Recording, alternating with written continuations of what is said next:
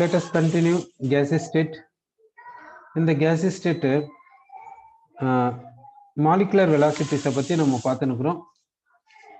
அந்த molecular velocities நம்ம எடுத்துக்கலாம். இப்போ கேஸ் எடுத்துக்கிறோம்.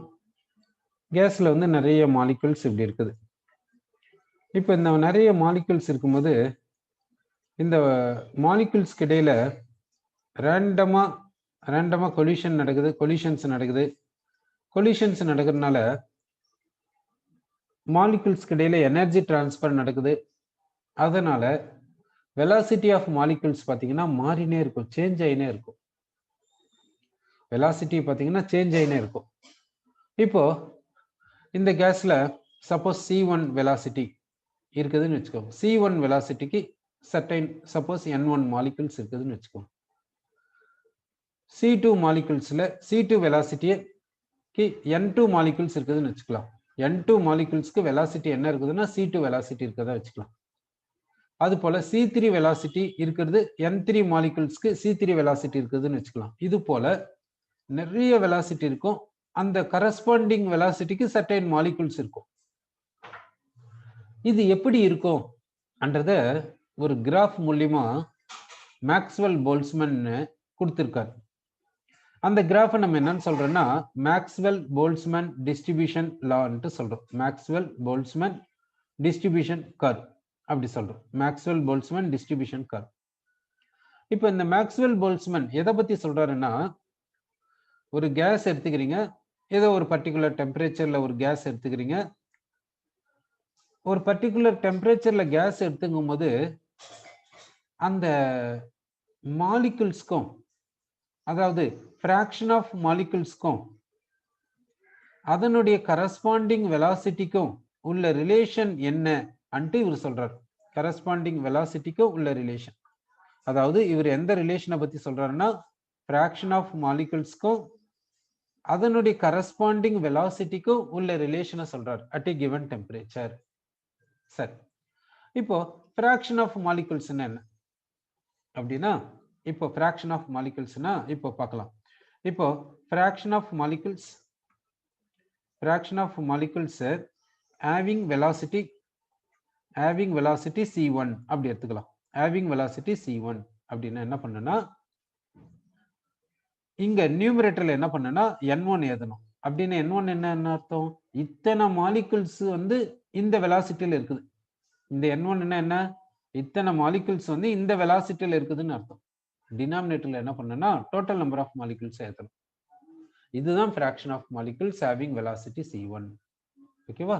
அப்போ இந்த fraction of molecules having velocity C1னா எத்தனை மாலிகுல்ஸ்க்கு வெலாசிட்டி C1 இருக்குதோ அதை இங்க எழுதிக்கணும். டினாமினேட்டர்ல என்ன பண்ணணும், டோட்டல் நம்பர் ஆஃப் மாலிகுல்ஸ் டினாமினேட்டர்ல எழுதிக்கணும். இதுதான் fraction of molecules having velocity C1 அன்ட்டு நம்ம சொல்றோம். அதே போல fraction of molecules having velocity C2 என்னன்னா எத்தனை மாலிகுல்ஸ்க்கு வெலாசிட்டி C2 இருக்குதோ அதை இங்க எழுதிக்கணும். டோட்டல் நம்பர் ஆஃப் மாலிகுல்ஸ் இங்க எழுதிருங்க. இதனுடைய மீனிங் என்னன்னா, இந்த இத்தனை மாலிகுல்ஸ்க்கு வெலாசிட்டி C2 இருக்குது. இந்த N2னா இத்தனை மாலிகுல்ஸ்க்கு வெலாசிட்டி C2 இருக்குது. டினாமினேட்டர்ல என்ன பண்ணோம், டோட்டல் நம்பர் ஆஃப் மாலிகுல்ஸ் டினாமினேட்டர்ல எழுதிட்டோம். ஓகேவா? சரி, இது போல இப்ப கிராஃப் வரைய போறோம். இப்ப கிராஃப் எப்படி வருது அன்ட்டு நம்ம இங்க பாக்குறோம். கிராஃப் எப்படி வருதுனாக்கா, கிராஃப் வந்து இது போல வருது. கிராஃப் பாத்தீங்கன்னா இப்படி ஸ்டார்ட் ஆகி இப்படி போகுது. கிராஃப் வந்து இது போல வருது, இப்படி போயினே இருக்குது. அப்படின்னா பாருங்க, இந்த கிராஃப் மூலியமா நமக்கு என்ன தெரியுதுன்ட்டு பாருங்க. அதாவது இந்த வெலாசிட்டியில ஃபிராக்ஷன் ஆஃப் மாலிகுல்ஸ் பாத்தீங்கன்னா இவ்வளவு இருக்குது. அப்படின்னா சோன்ஸ் ஆஃப் ஃபிராக்ஷன் ஆஃப் மாலிகுல்ஸ்க்கு இவ்வளவு வெலாசிட்டி இல்ல, இந்த வெலாசிட்டியில இருக்குது. அப்புறம் இந்த வெலாசிட்டியில இப்போ சோன்ஸ் ஆஃப் ஃபிராக்ஷன் ஆஃப் மாலிகுல்ஸ் இருக்குது. ஓகேவா? அடுத்து இந்த வெலாசிட்டியில சோன்ஸ் ஆஃப் ஃபிராக்ஷன் ஆஃப் மாலிகுல்ஸ் இருக்குது. அப்படின்னா எல்லா வெலாசிட்டிலையும் சர்டைன் ஃபிராக்ஷன் ஆஃப் மாலிகுல்ஸ் இருக்குதுன்னு அர்த்தம். அப்போ இந்த கேஸ் எடுத்துக்கிட்டீங்கன்னா கேஸ் மாலிகுல்ஸ்னுடைய வெலாசிட்டி வந்து கண்டினியூஸா சேஞ்ச் ஆயினே இருக்குது. எல்லா மாலிகுல்ஸும் ஒரே வெலாசிட்டியில இல்ல, டிஃபரெண்ட் வெலாசிட்டிஸ்ல சர்டைன் நம்பர் ஆஃப் மாலிகுல்ஸ் இருக்குது. ஒவ்வொரு வெலாசிட்டியிலும் சர்டைன் நம்பர் ஆஃப் மாலிகுல்ஸ் இருக்குது. அன்ட்டு சொல்றோம். அப்போ கிவன் டெம்பரேச்சர்ல கேஸ்னுடைய வெலாசிட்டி வந்து பர்டிகுலர் வேல்யூ கிடையாது. It is a range. ஒரு பர்டிகுலர் ரேஞ்ச் வரைக்கும் வெலாசிட்டி இருக்குது. அப்படிதானே இதனுடைய மீனிங்? கரெக்ட்டுங்களா? சரி. அப்போ ஃபிராக்ஷன் ஆஃப் மாலிக்யூல்ஸ்க்கும் வெலாசிட்டிக்கும் கிராஃப் வரையும்போது இப்படி வருது. இப்ப பாத்தீங்கன்னா வெலாசிட்டி இங்க இன்க்ரீஸ் ஆயினே போகுது. ஃபிராக்ஷன் ஆஃப் மாலிக்யூல்ஸ் என்ன ஆகுதுன்னா இன்க்ரீஸ் ஆயினே போகுது. இந்த இடத்துல மேக்ஸிமம் அட்டைன் பண்ணிருக்குது. அப்புறம் என்ன ஆகுது? டிக்ரீஸ் ஆகுது, டிக்ரீஸ் ஆகுது. அப்புறம் இப்படி கான்ஸ்டன்டா ஆல்மோஸ்ட் கான்ஸ்டன்டா இருக்குது. எப்போ கிவன் டெம்பரேச்சர்ல. ஒரு பர்டிகுலர் டெம்பரேச்சர்ல பாத்தீங்கன்னா இது போல இருக்குது அன்ட்டு நம்ம சொல்றோம். சரி. இப்போ டெம்பரேச்சரை ரைஸ் பண்ணிட்டு டெம்பரேச்சரை ஃபிக்ஸ் பண்ணிடலாம். இங்க வந்து பர்டிகுலர் டெம்பரேச்சர்ல இப்போ கிராஃப் வரைஞ்சிருக்கோம். இப்படி வருது. இப்போ டெம்பரேச்சரை ரைஸ் பண்ணிட்டு அப்புறமா டெம்பரேச்சரை கான்ஸ்டன்டா வச்சுக்கலாம். அப்போ எப்படி இருக்கும் கிராஃப்? இப்போ என்ன பண்ண போறோம்? டெம்பரேச்சர் சப்போஸ் இங்க வந்து 27 டிகிரி செல்சியஸ்னு வச்சுக்கோங்க. இப்போ என்ன பண்றேன்னா டெம்பரேச்சரை வந்து மாத்திடுறோம். டெம்பரேச்சர் இப்போ என்ன பண்ணிட்டேன்னா ஒரு 40 டிகிரி செல்சியஸ்க்கு எடுத்துன்னு போயிடலாம். டெம்பரேச்சரை 40 டிகிரி செல்சியஸ்க்கு எடுத்துன்னு போயிட்டு கான்ஸ்டன்டா வச்சுக்கோங்க. ஓகே. இப்போ டெம்பரேச்சரை ரைஸ் பண்ணிக்கோம்.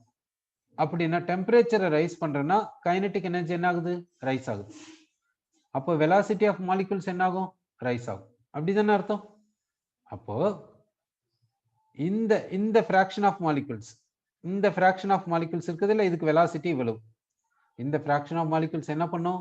உடனே இந்த பக்கம் தானே போகும்.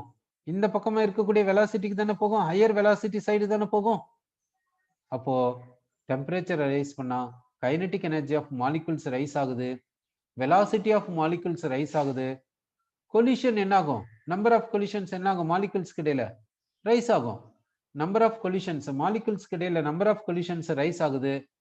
அதனால கொலிஷன் நடந்தா எனர்ஜி டிரான்ஸ்ஃபர் ஆகும். ஒரு மாலிகூல்ல இருந்து இன்னொரு மாலிகூலுக்கு எனர்ஜி டிரான்ஸ்ஃபர் ஆகுது. அதனால வெலாசிட்டி சேஞ்ச் ஆகுது. இப்போ டெம்பரேச்சரை ரைஸ் பண்ணா இப்போ சொல்லுங்க, டெம்பரேச்சரை ரைஸ் பண்ணா இந்த கிராஃப் என்ன ஆகும்? இப்போ டெம்பரேச்சரை ரைஸ் பண்ணிட்டா ஹையர் டெம்பரேச்சர்ல கிராஃப் வந்து இதுக்கு மேலே சூப்பர் இம்போஸ் ஆகுமா? இல்ல இதுக்கு இந்த கிராஃபுக்கு மேல வருமா? இல்ல இந்த கிராஃபுக்கு கீழே வருமா? இல்ல இந்த கிராஃபுக்கு அப்படியே லெஃப்ட் சைடு நோக்கி வருமா? இல்ல இந்த கிராஃப்ல இருந்து ரைட் சைட நோக்கி போகுமா? எப்படி போகும்? எப்படி போகும்னு நினைக்கிறீங்க? அப்படின்னா என்ன ஆகுனாக்கா டெம்பரேச்சரை ரைஸ் பண்ணா என்ன ஆகுனாக்கா மாலிகூல்ஸ்னுடைய வெலாசிட்டி எல்லாம் ரைஸ் ஆயிடும். அப்படின்னா மாலிகூல்ஸ் எல்லாம் ஹையர் வெலாசிட்டி சைடு நோக்கி போகுதுன்னு தானே அர்த்தம். ஓகேவா? சரி. இப்போ வந்து லோ டெம்பரேச்சர்ல கிராஃப் எப்படி இருக்குதா வச்சுக்கலாம். இது வந்து suppose temperature is 27 degree Celsius. அப்போ இப்படி இருக்குதுன்னு வச்சுக்கலாம். இப்போ வந்து என்ன பண்றேன்னா 37 டிகிரி செல்சியஸ் எடுத்துக்கலாம். அப்போ கிராஃப் எப்படி இருக்கும் கொஞ்சம் நல்லா பாருங்க. கிராஃப் என்ன ஆகுதுன்னா இப்படி போகுது. கிராஃப் பாத்தீங்கன்னா இப்படி போகுது. 37 டிகிரி செல்சியஸ்ல ஹையர் டெம்பரேச்சரை ரைஸ் பண்ணிட்டீங்கன்னா கிராஃப் இது மாதிரி மாறுது அன்ட்டு நம்ம சொல்றோம். சரி. ஏன் கிராஃப் இது மாதிரி மாறுச்சு? டெம்பரேச்சரை ரைஸ் பண்ணா ஏன் கிராஃப் இது மாதிரி மாறுச்சு அப்படின்னா இப்போ பார்க்கலாம். இது லோயர் வெலாசிட்டி சைடா எடுத்துக்கலாம். இது ஹையர் வெலாசிட்டி சைடா எடுத்துக்கலாம். ஒன்னு lower velocity side, higher velocity side, அப்படி ரெண்டு எடுத்துக்கணும். சரி. இப்போ லோயர் வெலாசிட்டியில ஃபிராக்ஷன் ஆஃப் மாலிகூல்ஸ் பாருங்க. லோயர் வெலாசிட்டியில ஃபிராக்ஷன் ஆஃப் மாலிகூல்ஸ் பாருங்க. ஓகே, இது வந்து லோயர் வெலாசிட்டி. லோயர் வெலாசிட்டியில டெம்பரேச்சர் அதிகமா இருக்கும் போது ஃபிராக்ஷன் ஆஃப் மாலிகூல்ஸ் கம்மியா இருக்குது. அப்ப டெம்பரேச்சர் அதிகமா இருந்துச்சுன்னா லோயர் வெலாசிட்டியில ஃபிராக்ஷன் ஆஃப் மாலிகூல்ஸ் கம்மியா இருக்குது. ஓகே, டெம்பரேச்சர் அதிகமா இருந்துச்சுன்னா lower velocity possessed by fraction of molecules என்ன ஆகுது? கம்மியாயிடுது. டெம்பரேச்சர் அதிகமாச்சுன்னா fraction of molecules லோயர் வெலாசிட்டியில குறையுது. சரி, இப்போ ஹையர் வெலாசிட்டியில எப்படி இருக்குன்னு பார்க்கலாம். அப்போ டெம்பரேச்சர் இப்போ என்ன கன்க்ளூஷனுக்கு நம்ம வந்தோம்னா டெம்பரேச்சரை ரைஸ் பண்ணா லோயர் வெலாசிட்டியில fraction of molecules டிக்ரீஸ் ஆகுதுன்னு பார்த்திருக்கோம். இப்போ ஹையர் வெலாசிட்டியில பார்க்கலாம். இது ஹையர் வெலாசிட்டி. ஹையர் வெலாசிட்டியில fraction of molecules எப்படி இருக்கும்னு நம்ம பார்க்க போறோம். fraction of molecules எப்படி இருக்குதுன்னு நம்ம பார்க்கறோம். fraction of molecules பாருங்க எப்படி இருக்குதுன்னு higher velocity ல. so இப்போ எங்கக்கு வந்துட்டோம்னா higher velocity க்கு வந்துட்டோம். higher velocity ல temperature கம்மியா இருந்துச்சுனா temperature கம்மியா இருக்கும்போது fraction of molecules possessing higher velocity எப்படி இருக்குதுன்னா கம்மியா இருக்குது.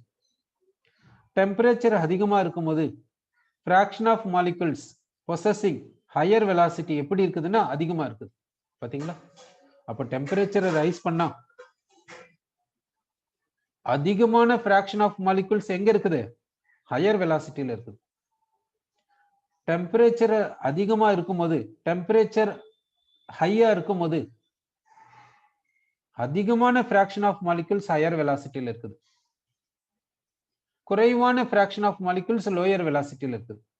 அப்போ temperature ரைஸ் பண்ணிட்டீங்கன்னா temperature ரைஸ் பண்ண fraction of molecules in lower velocity என்ன ஆகுதுன்னா decrease ஆகுது. higher velocity என்ன ஆகுதுன்னா increase ஆகுது. கரெக்ட்டா?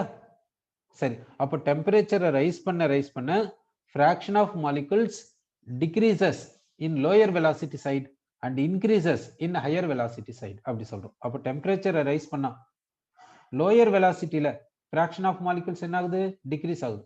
higher velocity ல fraction of molecules என்ன ஆகுது? increase ஆகுது என்று சொல்லியிருக்கோம். சரி. இப்படி இருக்குது இந்த பாயிண்ட் இப்படி சொல்லியிருக்கோம். அடுத்து maximum fraction of molecules எப்படி இருக்கும்னு நம்ம பார்க்க போறோம். maximum fraction of molecules எப்படி இருக்கும் temperature சேஞ்ச் பண்ணா என்ற பாயிண்ட் நம்ம பார்க்க போறோம். maximum fraction of molecules எப்படி இருக்கும் temperature சேஞ்ச் பண்ணா என்ற பாயிண்ட் இப்போ பார்க்க போறோம். சரி. இப்போ இதுதான் maximum fraction of molecules at lower temperature. maximum fraction of molecules at lower temperature பாருங்க, corresponding velocity பாருங்க. அடுத்து temperature ரைஸ் பண்ணிட்டா maximum fraction of molecules எப்படி இருக்கும் பாருங்க, corresponding velocity பாருங்க. அப்படினா temperature ரைஸ் பண்ணா maximum fraction of molecules corresponding velocity என்ன ஆகுதுன்னா increase ஆகுது. temperature ரைஸ் பண்ணா maximum fraction of molecules னுடைய corresponding velocity என்ன ஆகுதுன்னா increase ஆகுது. கரெக்ட்டா? ஆனா கிராஃப் என்ன ஆகுது? temperature ரைஸ் பண்ணா கிராஃப் என்ன ஆயிருது? flatten ஆகுது. temperature ரைஸ் பண்ணா கிராஃப் வந்து flatten ஆகுது. கரெக்ட்டா? கிராஃப் வந்து பாருங்க flatten ஆயிருக்குது. இங்க இந்த ரோஸ் கலர் கிராஃபை கம்பேர் பண்ணும்போது இந்த ப்ளூ கலர் கிராஃப் வந்து அப்படியே flatten ஆயிருக்குது. ஏன் இந்த ப்ளூ கலர் கிராஃப் flatten ஆயிருக்குதுன்னா டெம்பரேச்சர் அதிகமா இருக்குது. ரோஸ் கலர் கிராஃபுக்கு flatten வந்து கம்மியா இருக்குது. ஏன்னா டெம்பரேச்சர் கம்மியா இருக்குது. சரி. அப்படின்னா கேஸ் மாலிகுல்ஸ்னுடைய டெம்பரேச்சரை நீங்க மாத்தினீங்கன்னா அது எப்படி இருக்குதுன்ட்டு பார்த்திருக்கோம். அதாவது இந்த மேக்ஸ்வெல் போல்ட்ஸ்மேன் டிஸ்ட்ரிபியூஷன் கர்வ்ல இருந்து நம்ம என்ன தெரிஞ்சுக்கிறோம்னா கேஸ்னுடைய வெலாசிட்டி வந்து பர்டிகுலர் வெலாசிட்டி இருக்காது. அதனுடைய வெலாசிட்டி மாறினே இருக்கும். அதனுடைய வெலாசிட்டி ஏன் மாறுதுன்னா கொலிஷன்னால வெலாசிட்டி ஆஃப் மாலிகுல்ஸ் மாறினே இருக்கும். ஆனா fraction of molecules possessing particular velocity எப்படி இருக்கும்? கான்ஸ்டன்டா இருக்கும். டெம்பரேச்சரை கான்ஸ்டன்டா வச்சா. ஓகேவா? அதான் இந்த கிராஃப்ல நம்ம பார்க்கறது. அதாவது கேஸை ஒரு பர்டிகுலர் டெம்பரேச்சர்ல எடுத்துக்கிறீங்க. கேஸ் மாலிகுல்ஸ்க்கு இடையில கொலிஷன் கண்டினியூஸா நடந்துனே இருக்கும். அதனால கேஸ் மாலிகுல்ஸ்னுடைய வெலாசிட்டி சேஞ்ச் ஆயினே இருக்கும். ஆனா fraction of molecules possessing particular velocity எப்படி இருக்கும்? கான்ஸ்டன்டா இருக்கும். டெம்பரேச்சர் கான்ஸ்டன்டா இருந்தா. அடுத்து இந்த கேஸ்னுடைய வெலாசிட்டி வந்து சிங்கிள் வேல்யூவா இருக்காது. It is a range of velocityல இருக்கும். ரேஞ்ச் ஆஃப் வெலாசிட்டில 0ல இருந்து எவ்வளவு ஹை வேல்யூ இருக்கும் போயினே இருக்கும். வெலாசிட்டி பாத்தீங்கன்னா அந்த கிராஃப் பாத்தீங்கன்னா இப்படி இருக்கும். அந்த fraction of molecules எப்படி இருக்குன்னா இப்படி இருக்கும். ஆனா ஒண்ணு மட்டும் கேரண்டி, சப்போஸ் இந்த மாலிகுல் எடுத்துக்கிறோம், இதனுடைய வெலாசிட்டி c1 வச்சுக்கோங்க. இது எப்பவுமே இதனுடைய வெலாசிட்டி c1ல இருக்காது. இதனுடைய வெலாசிட்டி சேஞ்ச் ஆயினே இருக்கும். ஏன்னா இது கொலிஷனுக்கு போயினே இருக்கிறதுனால. சரி. இப்போ இந்த வெலாசிட்டிஸ்ல 3 டைப்ஸ் ஆஃப் வெலாசிட்டிஸ் சொல்றாங்க. சரி, அந்த 3 டைப்ஸ் ஆஃப் வெலாசிட்டிஸ் என்னென்னன்றதை இப்போ நம்ம பார்க்க போறோம். சரி, இப்போ என்ன எடுத்துக்கிறேன்னாக்கா, இப்போ C1 வெலாசிட்டி எத்தனை மாலிகுல்ஸ் இருக்குதுன்னா N1 மாலிகுல்ஸ் இருக்குது. அப்போ N1 மாலிகுல்ஸ்க்கு C1 வெலாசிட்டி இருக்குது. அதை மல்டிப்ளை பண்ணிக்கோங்க, டோட்டல் வெலாசிட்டி நம்மளுக்கு கிடைக்கும். அதே போல N2 மாலிகுல்ஸ்க்கு C2 வெலாசிட்டி இருக்குது. இது ரெண்டுத்தையும் மல்டிப்ளை பண்ணிக்கோங்க. N3 மாலிகுல்ஸ்க்கு C3 வெலாசிட்டி இருக்குது. இது ரெண்டுத்தையும் மல்டிப்ளை பண்ணிக்கோங்க. எல்லாத்தையும் ஆட் பண்ணிடுங்க. உங்களுக்கு டோட்டல் வெலாசிட்டி கிடைச்சிடும். Total velocity of all the molecules. ஒரு கேஸ் எடுத்துக்கினா எல்லா மாலிகுல்ஸினுடைய டோட்டல் வெலாசிட்டியை நம்ம இங்க ஆட் பண்ணிட்டோம். ஓகே, அடுத்து என்ன பண்றீங்கன்னா டோட்டல் நம்பர் ஆஃப் மாலிகுல்ஸால டிவைட் பண்ணுங்க. டோட்டல் நம்பர் ஆஃப் மாலிகுல்ஸால டிவைட் பண்றோம். அப்படி டிவைட் பண்ணா இப்போ நமக்கு என்ன கிடைக்கும்னா ஆவரேஜ் வெலாசிட்டி நமக்கு கிடைக்கும். அப்போ ஆவரேஜ் வெலாசிட்டி வேணும்னா என்ன பண்ணோம், நியூமரேட்டர்ல என்ன பண்ணோம், டோட்டல் வெலாசிட்டியை நியூமரேட்டர்ல சப்ஸ்டிட்யூட் பண்ணுங்க. டினாமினேட்டர்ல என்ன பண்றீங்க, டோட்டல் நம்பர் ஆஃப் மாலிகுல்ஸை சப்ஸ்டிட்யூட் பண்ணுங்க. உங்களுக்கு என்ன கிடைக்கும்னா ஆவரேஜ் வெலாசிட்டி கிடைக்கும்னு சொல்றோம். இந்த ஆவரேஜ் வெலாசிட்டிக்கு என்ன ஃபார்முலா சொல்றாங்கன்னாக்கா, ஆவரேஜ் வெலாசிட்டிக்கு என்ன ஃபார்முலானா square root of 8RT/πm. 8RT/πm. இந்த RT என்ற இடத்துல PVயை நான் சப்ஸ்டிட்யூட் பண்றேன். ஐடியல் கேஸ் ஈக்குவேஷனை கன்சிடர் பண்ணிக்கினேன். ஐடியல் கேஸ் ஈக்குவேஷன் என்ன, PV is equal to nRT, n is equal to 1 mole substitute பண்ணிடுங்க. அப்போ PV is equal to RT வரும். RT என்ற இடத்துல PVயை சப்ஸ்டிட்யூட் பண்ணிடுங்க. அடுத்து என்ன பண்றேன்னா இந்த 8P/π எழுதியாச்சு. இந்த V/m என்னன்னு சொல்றோம்னா மோலார் டென்சிட்டின்னு எடுத்துக்கிறோம். 1 மோலார் டென்சிட்டின்னு எடுத்துக்கிறோம். அதனால ஃபார்முலா இப்படி வரும். அப்போ C bar is equal to இந்த மாதிரி ஃபார்முலாவை நம்ம சொல்லலாம். சரி, அடுத்து வந்து என்னன்னா இப்போ நான் என்ன செய்ய போறேன்னாக்கா இந்த வெலாசிட்டி எல்லாத்தையும் ஸ்கொயர் பண்ணிடுறேன். இந்த வெலாசிட்டியை ஸ்கொயர் பண்றேன், இந்த வெலாசிட்டியை ஸ்கொயர் பண்றேன், இதையும் ஸ்கொயர் பண்றேன். வெலாசிட்டிஸை ஸ்கொயர் பண்ணிட்டு ஸ்கொயர் ரூட் எடுத்துறேன். இப்படி எடுத்தா இதுக்கு பேர் என்ன சொல்லணும்னா ஆர்எம்எஸ் வெலாசிட்டி, அதாவது ரூட் மீன் ஸ்கொயர் வெலாசிட்டி அப்படி சொல்றோம். இந்த ரூட் மீன் ஸ்கொயர் வெலாசிட்டிக்கான ஃபார்முலா என்னன்னு பார்க்கலாம். இப்போ வந்து கைனடிக் மாலிகுலர் தியரி இருக்குது. கைனடிக் மாலிகுலர் தியரி எதுக்கு இன்ட்ரோடியூஸ் பண்ணாங்கன்னா ஐடியல் கேஸை எக்ஸ்பிளைன் பண்றதுக்காக, அதாவது கேஸ் லாஸை எக்ஸ்பிளைன் பண்றதுக்காக. கேஸ் லாஸ்னா இந்த பாயில்ஸ் லா, சார்லஸ் லா இருக்குது இல்ல, இதெல்லாம் எக்ஸ்பிளைன் பண்றதுக்காக, தியரிட்டிக்கலா எக்ஸ்பிளைன் பண்றதுக்காக தான் கைனடிக் மாலிகுலர் தியரியை இன்ட்ரோடியூஸ் பண்ணாங்க. அந்த கைனடிக் மாலிகுலர் தியரியில ஒரு ஈக்குவேஷனை டிரைவ் பண்ணாங்க. அதுக்கு பேர் என்னன்னா கைனடிக் கேஸ் ஈக்குவேஷன். அந்த ஈக்குவேஷன் என்னன்னா PV is equal to 1/3mnc². இப்போ இங்க C என்னன்னா RMS velocity, root mean square velocity என்று சொல்றோம். M என்ன சொல்றோம்னா மாஸ் ஆஃப் மாலிகுல் என்று சொல்றோம். N என்னன்னு சொல்றோம்னா நம்பர் ஆஃப் மாலிகுல்ஸ் சொல்றோம். N என்ற இடத்துல அவகேட்ரோ நம்பர் எடுத்துக்கோங்க. இந்த அவகேட்ரோ நம்பரை மாஸ் ஆஃப் மாலிகுலால மல்டிப்ளை பண்ணுங்க. உங்களுக்கு என்ன வரும்னா மோலார் மாஸ் கிடைக்கும். Molar mass into C². இங்க 1/3, இங்க வந்து PV இருக்குது. இந்த PV is equal to நான் என்ன சப்ஸ்டிட்யூட் பண்றேன்னா RT-யை சப்ஸ்டிட்யூட் பண்றேன். அதாவது PV is equal to RT இல்ல, 1 மோல்னு எடுத்துக்கனா, அதனால PV is equal to RT-யை சப்ஸ்டிட்யூட் பண்ணிட்டேன். ஏன் இங்க 1 மோல் எடுத்துக்கினேன், ஏன்னா இந்த N என்ற இடத்துல அவகேட்ரோ நம்பர் ஆஃப் மாலிகுல்ஸ் தானே சப்ஸ்டிட்யூட் பண்ண. இந்த M மாஸ் ஆஃப் மாலிகுல் இல்ல, அதனால மாஸ் ஆஃப் மாலிகுலையும் அவகேட்ரோ நம்பர் ஆஃப் மாலிகுல்ஸையும் மல்டிப்ளை பண்ணா உங்களுக்கு மோலார் மாஸ் கிடைக்கும். அதனால PV is equal to RT-ன்னு எடுத்துக்கினேன். இப்போ C is equal to என்ன வரும், ஸ்கொயர் ரூட் ஆஃப் 3RT/m வரும். இதுதான் ஆர்எம்எஸ் வெலாசிட்டிக்கான ஃபார்முலா. அதாவது C என்னன்னு சொல்லலாம், ரூட் மீன் ஸ்கொயர் வெலாசிட்டி என்று சொல்லலாம். C root mean square velocity என்று சொல்றோம். That is equal to square root of 3RT/m ன்னு சொல்றோம். RT என்ற இடத்துல PV-யை சப்ஸ்டிட்யூட் பண்ணீங்கன்னா 3PV/m வரும். 3PV/m வரும். V/m என்னன்னு சப்ஸ்டிட்யூட் பண்ணிக்கிறீங்கன்னா 1/d சப்ஸ்டிட்யூட் பண்ணிக்கிறீங்க. அப்போ 3P/d வரும். இது வந்து ஆர்எம்எஸ் வெலாசிட்டிக்கான ஃபார்முலாவை சொல்றோம். அடுத்து வந்து பாத்தீங்கன்னாக்கா இந்த கிராஃப்ல நம்ம ஒன்று பார்த்துருக்கோம். இந்த கிராஃப்ல பார்த்தீங்கன்னாக்கா ஒரு பர்டிகுலர் டெம்பரேச்சர்ல இந்த கிராஃபை நம்ம வரைகிறோம். ஒரு பர்டிகுலர் டெம்பரேச்சர் இந்த கிராஃபை வரையும் போது நமக்கு வந்து இது போல கிராஃப் நமக்கு கிடைக்குது. சரி,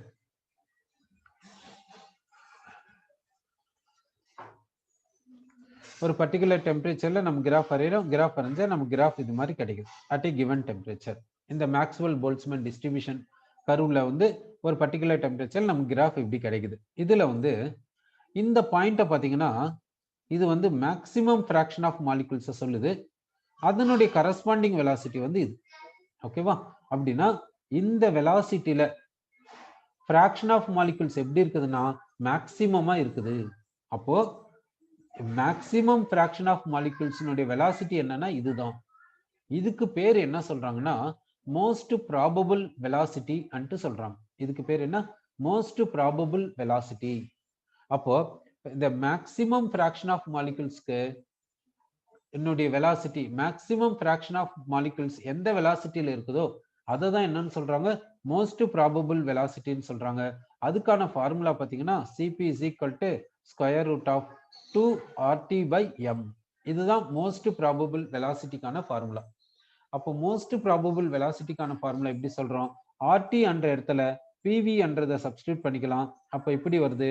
V/m என்ற இடத்துல 1/d என்றதை சப்ஸ்டிட்யூட் பண்ணிக்கலாம். இப்படி வருது. இதுதான் மோஸ்ட் ப்ராபபிள் வெலாசிட்டி என்று சொல்றோம். இப்போ பாருங்க, ஒரு பர்டிகுலர் கேஸ்னா மோலார் மாஸ் வந்து கான்ஸ்டன்டா இருக்கும், ஆரும் கான்ஸ்டன்ட். அப்போ Cp is directly proportional to square root of T என்று சொல்லலாம். Cp என்றது என்ன? Most probable velocity.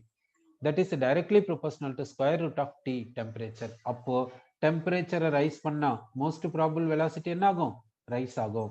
இப்ப சொல்லுங்க, இப்ப இந்த கிராஃப் ஃபிளாட்டன் ஆகுது இல்ல? டெம்பரேச்சரை ரைஸ் பண்ணா அப்படியே கிராஃப் வந்து ஃபிளாட்டன் ஆகுதுன்னு நம்ம சொன்னோம்ல. கிராஃப் வந்து இப்படி ஃபிளாட்டன் ஆகுதுன்னு சொன்னோம்ல டெம்பரேச்சரை ரைஸ் பண்ணா. இங்க டெம்பரேச்சர் கம்மியா இருக்கும், இங்க டெம்பரேச்சர் அதிகமா இருக்கும். இப்போ பாருங்க, மேக்ஸிமம் ஃபிராக்ஷன் ஆஃப் மாலிகுல்ஸ் பாருங்க எப்படி இருக்குதுன்ட்டு.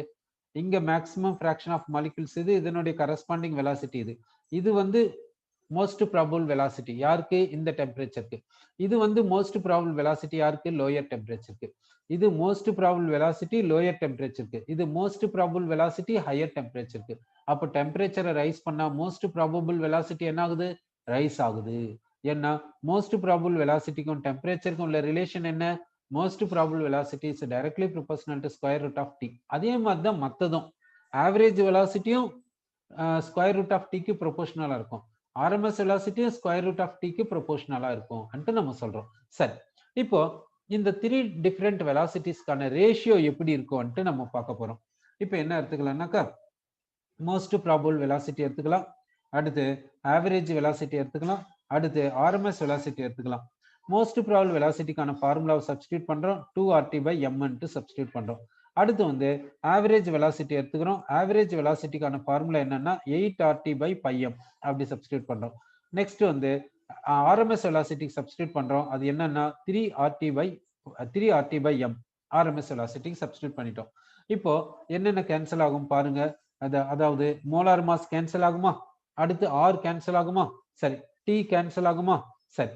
T கேன்சல் ஆகுது, R கேன்சல் ஆகுது, மோலார் மாஸ் கேன்சல் ஆகுது. அப்ப என்ன ரிமைனிங்னா ஸ்கொயர் ரூட் ஆஃப் 2, அடுத்து ஸ்கொயர் ரூட் ஆஃப் 8/π, அடுத்து ஸ்கொயர் ரூட் ஆஃப் 3 தான் ரிமைனிங் இருக்குது. இதுக்கான ரேஷியோ பாத்தீங்கன்னா எப்படி வருதுன்னா 1:1.28:1.224 இந்த ரேஷியோ வருது. இதுதான் இந்த மாலிகுலர் வெலாசிட்டிஸ்னுடைய ரேஷியோ வந்து இது போல இருக்குதுன்ட்டு நம்ம சொல்றோம். சரி, ஓகே. ஸோ இது வரைக்கும் நம்ம மாலிகுலர் வெலாசிட்டிஸை பத்தி பார்த்திருக்கோம். இப்போ நெக்ஸ்ட் எங்க போறோம்னாக்கா, இந்த பிராக்டிக்கலா எக்ஸிஸ்ட் ஆகக்கூடிய கேஸ்க்கு இந்த ஐடியல் கேஸ் ஈக்குவேஷனை சப்ஸ்டிட்யூட் பண்ண முடியுமா? முடியாதா? அப்படி முடியாதுன்னா என்ன பண்ணணும் அன்றதை பத்தி நம்ம பார்க்க போறோம். சரி, இப்போ கேஸ் லாஸ் இருக்குது. அந்த கேஸ் லாஸை யூஸ் பண்ணி, கேஸ் லாஸ் இருக்குது, அதை யூஸ் பண்ணி ஐடியல் கேஸ் ஈக்குவேஷன் நம்ம கொண்டு வந்திருக்கோம். ஐடியல் கேஸ் ஈக்குவேஷன் வந்து ஐடியல் கேஸ் தான் அப்ளிகபிள்னு சொல்லியிருக்கோம். ஐடியல் கேஸ் மட்டும்தான் கேஸ் லாஸை ஒபே பண்ணுன்ட்டு சொல்லியிருக்கோம். ஐடியல் கேஸ் மட்டும்தான் கேஸ் லாஸை ஒபே பண்ணுன்னு சொல்லியிருக்கோம். அப்போ ப்ராக்டிக்கலா எக்ஸிஸ்ட் ஆகக்கூடிய கேசஸ் வந்து கேஸ் லாஸை ஒபே பண்ணாது. ப்ராக்டிக்கலா எக்ஸிஸ்ட் ஆகக்கூடிய கேசஸ் வந்து ஐடியல் கேஸ் ஈக்குவேஷனை ஒபே பண்ணாது. சரி, அது கிராஃபிக்கலா அந்த கிராஃப் எப்படி இருக்கும்ன்ட்டு பார்க்கலாம். அப்புறம் என்ன செய்யறதுன்ட்டு நம்ம பார்க்கலாம். சரி, இப்ப கிராஃபிக்கலா நம்ம என்ன பார்க்க போறோம்னாக்கா, ஐடியல் கேஸ்க்கும் பிராக்டிக்கலா எக்ஸிஸ்ட் ஆகக்கூடிய கேஸ்க்கும் கர்வ் எப்படி இருக்கும் என்றதை நம்ம பார்க்க போறோம். சரி, இப்போ இந்த இடத்துல என்ன பண்றோம்னா பிரஷர் எடுத்துக்கலாம், இந்த இடத்துல வால்யூம் எடுத்துக்கிறோம். இங்க பிரஷர் எடுத்துக்கணும், இங்க வால்யூம் எடுத்துக்கணும். ஓகே, நம்பர் ஆஃப் மோல்ஸையும் டெம்பரேச்சரையும் கான்ஸ்டன்டா வச்சுக்கலாம். நம்பர் ஆஃப் மோல்ஸை கான்ஸ்டன்டா வச்சுக்கிறோம், டெம்பரேச்சரையும் கான்ஸ்டன்டா வச்சுக்கிறோம். டெம்பரேச்சரும் கான்ஸ்டன்டா வச்சுக்கணும். இப்போ கிராஃப் வரைகிறோம். கிராஃப் எப்படி வருதுன்ட்டு நம்ம பார்க்கலாம். கிராஃப் வந்து இப்படி வருது, ரெக்டாங்குலர் ஹைப்பர்போலா வருது ஐடியல் கேஸ்க்கு. ஐடியல் கேஸ்க்கு இப்படி ரெக்டாங்குலர் ஹைப்பர்போலா வருது. ஏன்னா நம்பர் ஆஃப் மோல்ஸ் கான்ஸ்டன்டா வச்சுக்கிறீங்க, டெம்பரேச்சரை கான்ஸ்டன்டா வச்சுக்கிறீங்க, பிரஷரும் வால்யூம் தான் வேரியபிள்னா பாயில்ஸ் லா தானே. ஐடியல் கேஸ் வந்து பாயில்ஸ் லா ஒபே பண்ணும்ல. ஸோ ரெக்டாங்குலர் ஹைப்பர்போலா வரைகிறோம் ஐடியல் கேஸ்க்கு. இப்போ ப்ராக்டிக்கலா எக்ஸிஸ்ட் ஆகக்கூடிய கேஸ் எப்படி இருக்கும்ன்றதை நம்ம இப்போ பார்க்க போறோம். ப்ராக்டிக்கலா எக்ஸிஸ்ட் ஆகக்கூடிய கேஸ்க்கு வந்து கிராஃப் எப்படி வருதுன்னா இப்படி வருது. அதாவது ரியல் கேஸ்க்கு கிராஃப் எப்படி வருது அப்படின்னா, ரியல் கேஸ் எப்படி இருக்குதுன்னா ஐடியல் கேஸ்ல இருந்து டீவியேட் ஆகுது அன்ட்டு இந்த கிராஃப் சொல்லுது. இந்த ரியல் கேஸ் வந்து ஐடியல் கேஸ்ல இருந்து டீவியேட் ஆகுதுன்ட்டு நம்ம இங்க சொல்லியிருக்கோம். சரி, ஓகே. இப்போ இன்னொரு கிராஃப் வரையலாம். இப்போ என்ன பண்ணலாம்னா இங்க பிவி ப்ராடக்ட் எடுத்துக்கலாம். இங்க என்ன பண்ணலாம்னா ப்ரெஷர் எடுத்துக்கலாம். இங்க பிவி ப்ராடக்ட் எடுத்துக்கணும், இங்க ப்ரெஷர் எடுத்துக்கணும். இப்போ நம்பர் ஆஃப் மோல்ஸையும் டெம்பரேச்சரையும் கான்ஸ்டன்டா வச்சுக்கலாம். சரி, இப்போ ஐடியல் கேஸ்க்கான கிராஃப் வரைகிறோம். ஐடியல் கேஸ்க்கான கிராஃப் எப்படி வருதுன்னா இது மாதிரி வருது. இது யாருக்கான கிராஃப்னா ஐடியல் கேஸ்க்கான கிராஃப். சரி, ஐடியல் கேஸ்க்கான கிராஃபை நம்ம இங்க வரைஞ்சிட்டோம். இது போல வருது. ஐடியல் கேஸ்க்கு கிராஃப் இப்படி வந்திருக்குதுன்ட்டு சொல்றோம். ஓகே. இப்போ ப்ராக்டிக்கலா எக்ஸிஸ்ட் ஆகக்கூடிய கேஸஸ்க்கு எப்படி இருக்கும் கிராஃப்ன்ட்டு நம்ம பார்க்க போறோம். சப்போஸ் நைட்ரஜன் கேஸ் எடுத்துக்கிறோம். ஒரு பர்டிகுலர் டெம்பரேச்சர்ல நைட்ரஜன் கேஸ் எடுத்துக்கிறோம். இங்க டெம்பரேச்சர் கான்ஸ்டன்டா வச்சிருக்கோம். நைட்ரஜன் கேஸ்க்கான கிராஃப் பாத்தீங்கன்னா இது போல வருது. Nitrogen gas. அப்படின்னா நைட்ரஜன் கேஸினுடைய கிராஃப் என்ன சொல்லுதுன்னா, இந்த நைட்ரஜன் கேஸினுடைய பிஹேவியர் ஐடியல் கேஸ் பிஹேவியர்ல இருந்து டீவியேஷனா இருக்குது. நைட்ரஜன் கேஸினுடைய பிஹேவியர் வந்து ஐடியல் கேஸினுடைய பிஹேவியர் போல இல்ல. அப்படின்னா நைட்ரஜன் கேஸ் வந்து கேஸ் லாஸை ஒபே பண்ணாது அன்ட்டு தானே மீனிங். ஓகே, அப்ப நைட்ரஜன் கேஸ் வந்து இந்த கேஸ் லாஸை ஒபே பண்ணாது அன்ட்டு நம்ம சொல்றோம். சரி, இப்போ இன்னொரு கேஸ் எடுத்துக்கலாம். இப்போ இன்னொரு கேஸ் எடுத்துக்கிறோம். அதாவது என்ன எடுத்துக்கிறோம்னா ஆக்சிஜன் கேஸ் எடுத்துக்கிறோம். ஆக்சிஜன் கேஸ்க்கு கிராஃப் எப்படி வரும்னு பாக்குறோம். ஆக்சிஜன் கேஸ்க்கு பாத்தீங்கன்னா கிராஃப் இது போல வருது. ஆக்சிஜன் கேஸ்க்கு பாத்தீங்கன்னா கிராஃப் இது போல வந்திருக்குது. இப்போ ஆக்சிஜன் கேஸ் எப்படி இருக்குதுன்னாக்கா ஐடியல் கேஸ்ல இருந்து டீவியேட் ஆகுது. ஐடியல் கேஸினுடைய பிஹேவியரும் ஆக்சிஜன் கேஸினுடைய பிஹேவியரும் டிஃப்ரெண்டா இருக்குதுன்ட்டு நம்ம சொல்றோம். ஏன்னா ஆக்சிஜன் கேஸினுடைய கிராஃப் வந்து ஐடியல் கேஸ்க்கு மேல சூப்பர் இம்போஸ் ஆகல. அதனால ஆக்சிஜன் கேஸினுடைய பிஹேவியர் எப்படி இருக்குதுன்னா ஐடியல் கேஸ் பிஹேவியர்ல இருந்து டீவியேட் ஆயிருக்குது. அப்போ ஆக்சிஜன் கேஸ் வந்து கேஸ் லாஸை ஒபே பண்ணாது அன்ட்டு தெரியுது. சரி, இப்போ இன்னொரு கேஸ் எடுத்துக்கலாம். இப்போ இன்னொரு கேஸ் என்ன எடுத்துக்கிறோம்னாக்கா சப்போஸ் நம்ம என்ன எடுத்துக்கிறோம்னா கார்பன் டை ஆக்சைடு கேஸ் எடுத்துக்கிறோம். அந்த கார்பன் டை ஆக்சைடு கேஸ்க்கு எப்படி வருதுன்னா கிராஃப் இப்படி வருது. கார்பன் டை ஆக்சைடு இப்போ கார்பன் டை ஆக்சைடு கேஸும் ஐடியல் கேஸை அதாவது கேஸ் லாஸை ஒபே பண்ணாதுன்றதே நமக்கு இங்க நல்லா தெரிஞ்சு போயிடுச்சு.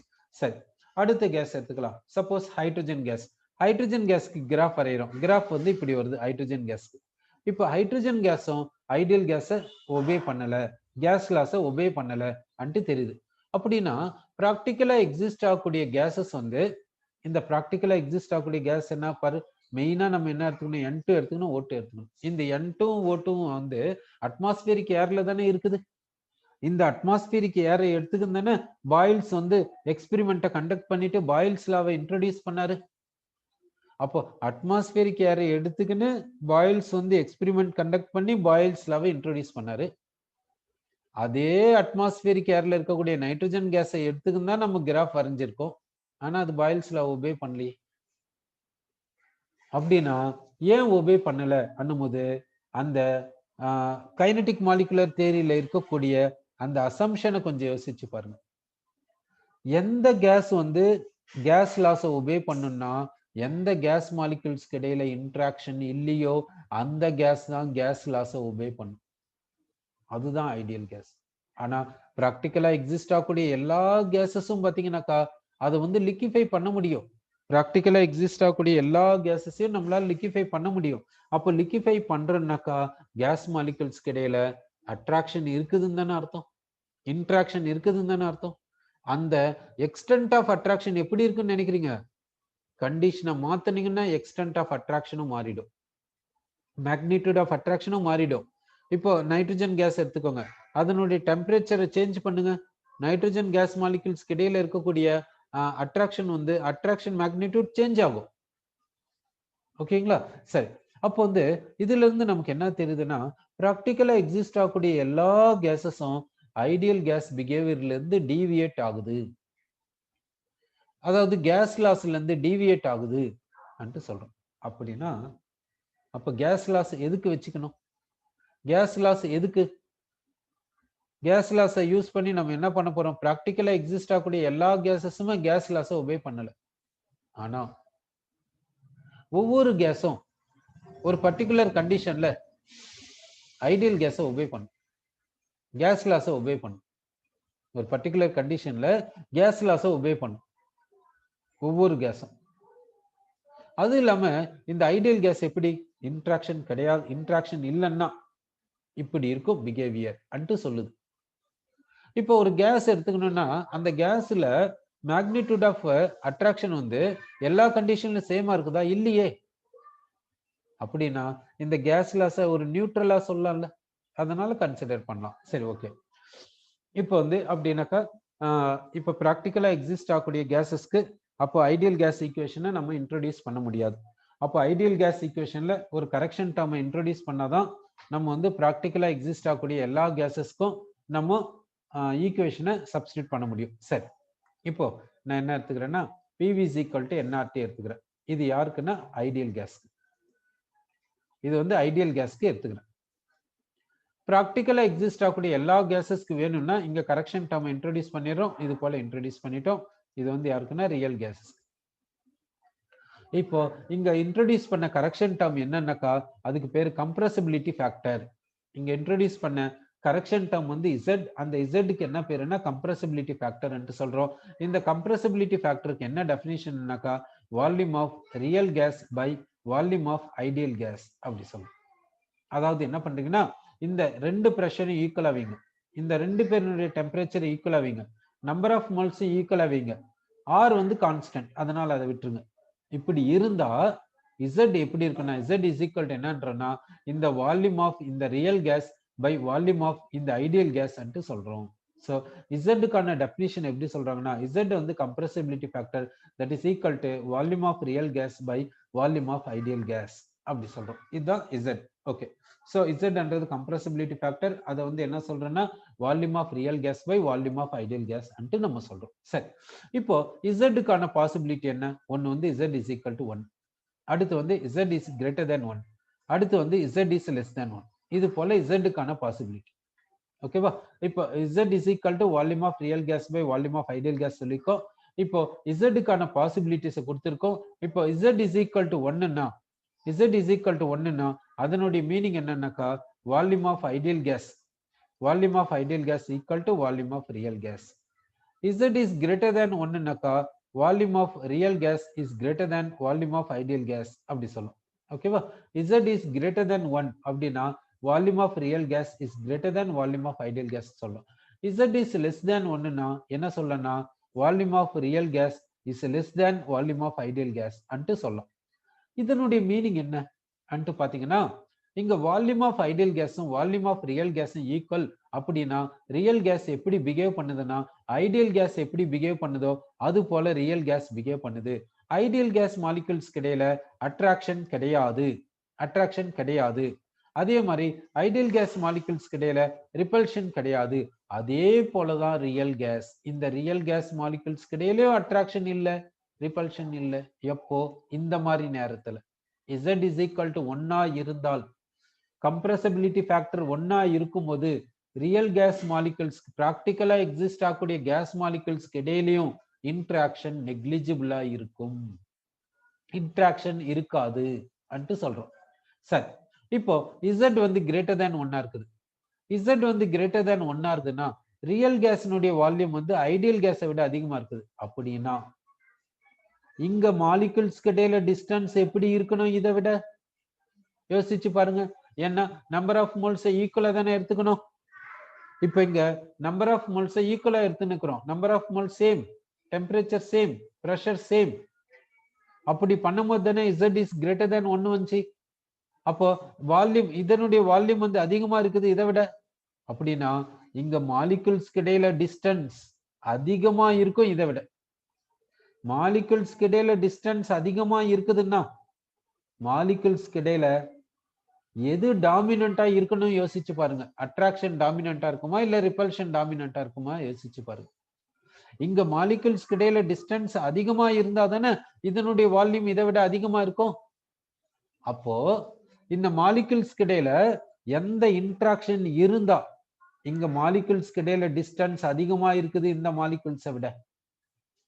என்ன ஐடியல்னா இங்க இன்ட்ராக்ஷன் கிடையாது, ஐடியல்னா இன்ட்ராக்ஷன் இருக்காது. இப்போ இந்த மாலிகுல்ஸ் இடையில டிஸ்டன்ஸ் எப்படி இருக்குன்னு நினைச்சு பாருங்க. இந்த மாலிகுல்ஸ் இடையில டிஸ்டன்ஸ் அதிகமா இருக்கணும் இதை விட. அப்போ இந்த மாலிகுல்ஸ் இடையில டிஸ்டன்ஸ் அதிகமா இருக்குது இதை விட அண்ணும் போது இதனுடைய மீனிங் என்னன்னாக்கா, இங்க இந்த மாலிகுல்ஸ் இடையில பிராக்டிக்கலா எக்ஸிஸ்ட் ஆகக்கூடிய மாலிகுல்ஸ் இடையில ரிப்பல்ஷன் டாமினண்டா இருக்குதுன்னு அர்த்தம். ரிப்பல்ஷன் வந்து டாமினண்டா இருக்குது. பிராக்டிக்கலா எக்ஸிஸ்ட் ஆகக்கூடிய மாலிகுல்ஸ் இடையில ரிப்பல்ஷன் டாமினண்டா இருக்குதுன்னு நம்ம சொல்றோம். என்ன மாலிகுல்ஸ் இடையில டிஸ்டன்ஸ் அதிகமா இருக்குது.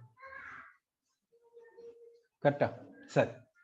அப்ப இத வந்து என்னன்னு சொல்றேன்னா பாசிட்டிவ் டீவியேஷன் அன்ட்டு சொல்றோம். இப்படி இருந்தா பாசிட்டிவ் டீவியேஷன் அன்ட்டு சொல்றோம். இப்போ இங்க Z வந்து லெஸ் தேன் 1, இந்த கண்டிஷன்ல Z வந்து லெஸ் தேன் 1.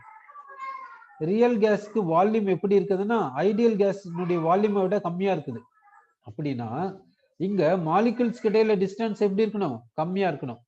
மாலிகுல்ஸ் இடையில டிஸ்டன்ஸ் கம்மியா இருக்குதுன்னா மாலிகுல்ஸ் கிட்ட கிட்ட இருக்குது. ஏன் மாலிகுல்ஸ் கிட்ட கிட்ட இருக்குது? அட்ராக்ஷன் டாமினண்டா இருக்கனால தான் கிட்ட கிட்ட இருக்குது. அட்ராக்ஷன் டாமினண்டா இருக்கனால தான் கிட்ட கிட்ட இருக்குது. அப்படின்னா இதை வந்து என்னன்னு சொல்றேன்னா நெகட்டிவ் டிவியேஷன் சொல்றோம். ஓகேவா? அப்போ நெகட்டிவ் டிவியேஷன்னா Z வந்து லெஸ் தேன் 1 அப்படின்னா அட்ராக்ஷன் டாமினண்டா இருக்குது. அப்படின்னா ரியல் கேஸ்ல மாலிகுல்ஸ் வந்து ரொம்ப கிட்ட இருக்குது. அதனால வால்யூம் ஆஃப் ரியல் கேஸ் எப்படி இருக்குன்னா ஐடியல் கேஸ் வால்யூமோட கம்மியா இருக்குதுன்ட்டு நம்ம சொல்றோம். ஓகேவா? இப்போ நெகட்டிவ் டிவியேஷன் பாசிட்டிவ் டிவியேஷனை பத்தி பார்த்திருக்கோம். நெகட்டிவ் டிவியேஷன் அட்ராக்ஷன் டாமினண்டா இருக்கும், Z வந்து லெஸ் தேன் 1 இருக்கும். பாசிட்டிவ் டிவியேஷன் ரிப்பல்ஷன் டாமினண்டா இருக்கும், Z வந்து கிரேட்டர் தேன் 1 இருக்கும். இந்த இடத்துல Z வந்து 1 இருக்குது. ஐடியல் கேஸ்க்கு வால்யூமும் ரியல் கேஸ்க்கு வால்யூமும் ஈக்குவலா இருக்குது இந்த இடத்துல. அது போல நம்ம சொல்லியிருக்கோம்.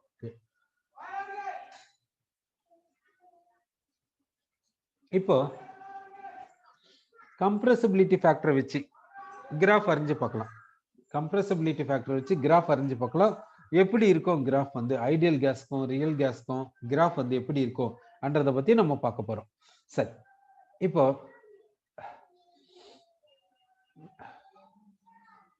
இந்த இடத்துல என்ன எடுத்துக்கணும்னா கம்ப்ரசிபிலிட்டி ஃபேக்டர் எடுத்துக்கலாம். இந்த இடத்துல என்ன எடுத்துக்கலாம்? பிரஷர் ஆஃப் கேஸ் எடுத்துக்கலாம். இங்க கம்ப்ரசிபிலிட்டி ஃபேக்டர் 1ன்னு எடுத்துக்கலாம். இங்க கம்ப்ரசிபிலிட்டி ஃபேக்டர் 1 விட அதிகம்னு சொல்லலாம். இங்க கம்ப்ரசிபிலிட்டி ஃபேக்டர் 1 விட கம்மின்னு சொல்லலாம். ஓகே, இப்போ என்ன பண்றீங்கன்னா பிரஷரை வேரி பண்ணினே போங்க. கம்ப்ரசிபிலிட்டி ஃபேக்டரை கால்குலேட் பண்ணினே வரும். ஐடியல் கேஸ்க்கு கிராஃப் எப்படி இருக்கும்ன்றதை பார்க்குறோம். ஐடியல் கேஸ்க்கான கிராஃப் என்னன்னாக்கா இது போல வரும். ஐடியல் கேஸ்க்கான கிராஃப் இப்படி இருக்கு. ஐடியல் கேஸ்க்கு கிராஃப் இப்படி இருக்குது. ஐடியல் கேஸினுடைய கிராஃப் வந்து எப்படி இருக்குன்னா ஐடியல் கேஸ்க்கு கம்ப்ரசிபிலிட்டி ஃபேக்டர் எப்பவுமே ஒன்னா தான் இருக்கும். எந்த ப்ரெஷர்னு எடுத்துக்கோங்க, எந்த வால்யூம்னு எடுத்துக்கோங்க, எந்த டெம்பரேச்சர்னு எடுத்துக்கோங்க, எந்த ப்ரெஷர் எடுத்துக்கினாலும் ஐடியல் கேஸ்க்கு கம்ப்ரசிபிலிட்டி ஃபேக்டர் எப்படி இருக்குன்னா ஒன்னா தான் இருக்கும். அப்ப ஐடியல் கேஸினுடைய கம்ப்ரசிபிலிட்டி ஃபேக்டர் எப்பவுமே 1 தான், எந்த ப்ரெஷர்ல எடுத்துக்கினாலும் சரி. சரி, இப்போ ரியல் கேஸ் எடுத்துக்கலாம். அந்த ரியல் கேஸ்க்கு எப்படி இருக்கும்ன்றதை நம்ம பார்க்கலாம். இப்போ என்ன எடுத்துக்கலாம்னா நைட்ரஜன் கேஸ் எடுத்துக்கிறோம். நைட்ரஜன் கேஸ் கிராஃப் வரையணும். நைட்ரஜன் கேஸ்க்கான கிராஃப் இப்படி வருது. நைட்ரஜன் கேஸ்க்கு இப்படி கிராஃப் வரும். அப்படின்னா பாருங்க கம்ப்ரசிபிலிட்டி ஃபேக்டர் என்ன ஆகுது பாருங்க. ப்ரெஷர் சேஞ்ச் ஆச்சுன்னா இங்க என்ன ஆகுது? இப்படி போனீங்கன்னா ப்ரெஷர் ரைஸ் ஆகுது. கம்ப்ரசிபிலிட்டி ஃபேக்டர் என்னாச்சு? இங்க கம்ப்ரசிபிலிட்டி ஃபேக்டர் டிக்ரீஸ் ஆயினே வருது. கம்ப்ரசிபிலிட்டி ஃபேக்டர் டிக்ரீஸ் ஆயினே வருது. இந்த இடத்துல மினிமம் வேல்யூ அட்டைன் பண்ணிச்சு. அப்புறம் பாத்தீங்கன்னா இன்க்ரீஸ் ஆயினே போகுது, இன்க்ரீஸ் ஆயினே போகுது. இப்படி இன்க்ரீஸ் ஆயினே போயினே இருக்குது, இன்க்ரீஸ் ஆயினே போயினே இருக்கு கம்ப்ரசிபிலிட்டி ஃபேக்டர். அப்போ நைட்ரஜன் கேஸினுடைய கம்ப்ரசிபிலிட்டி ஃபேக்டர் சேஞ்ச் ஆயினே வருது ப்ரெஷர் சேஞ்ச் ஆச்சுன்னா. இப்போ யோசிச்சு பாருங்க, ஜூல் தாம்சன் எஃபெக்ட்ல என்ன பண்றாங்க? கேஸை லிக்விஃபை பண்றாங்க. கேஸை லிக்விஃபை பண்றதுக்கு என்ன பண்றாங்க? அதை ஒரு பர்டிகுலர் டெம்பரேச்சர்ல எடுத்துக்கின்னு ஹை ப்ரெஷர் அப்ளை பண்றாங்க. ஹை ப்ரெஷர்னா அதுக்குன்னு ஆப்டிமம் ப்ரெஷர் இருக்குது. அந்த ஆப்டிமம் ப்ரெஷர் அப்ளை பண்றாங்க. அந்த ஆப்டிமம் ப்ரெஷர் இங்க என்ன தெரியுமா?